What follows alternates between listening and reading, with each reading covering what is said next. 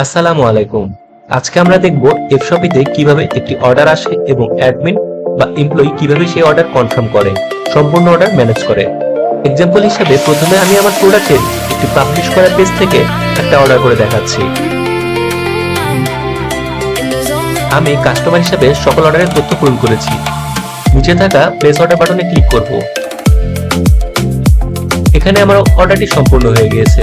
আমি চাইলে download invoice করতে পারবো এবং চাইলে আমার ট্র্যাক অর্ডারও করতে পারবো। এখানে আমি দেখতে পাচ্ছি আমার অর্ডারটি কিভাবে ট্র্যাক হচ্ছে। এখন আমি অর্ডার ফিচারে আছি। এখানে আমার সকল অর্ডারের আপডেট থাকবে।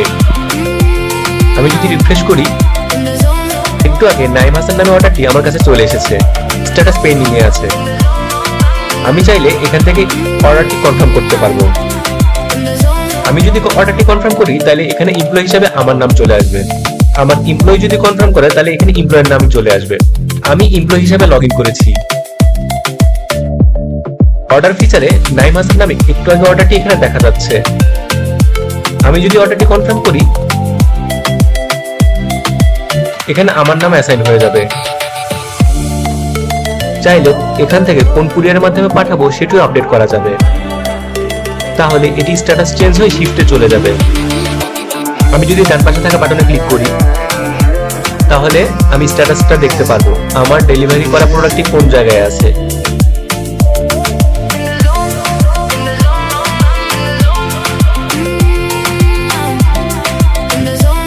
আমি চাইলে এখান থেকে অর্ডারটি এডিটও করতে পারবো।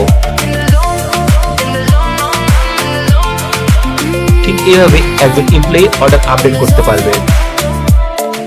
আমি আবার অ্যাডমিন প্যানেলে চলে আসলাম। নাইম হাসান নামে যে প্রোডাক্টটি এসেছিল এটিতে এমপ্লয়ি অ্যাসাইন হয়ে গিয়েছে এবং স্ট্যাটাস আপডেট হয়ে গেছে। আমি চাইলে এখান থেকে প্রোডাক্টের অবস্থানটা দেখতে পারবো। খুব সহজেই এফশপিতে অর্ডার নিজে এবং এমপ্লয়ি দ্বারা ম্যানেজ করা যায়।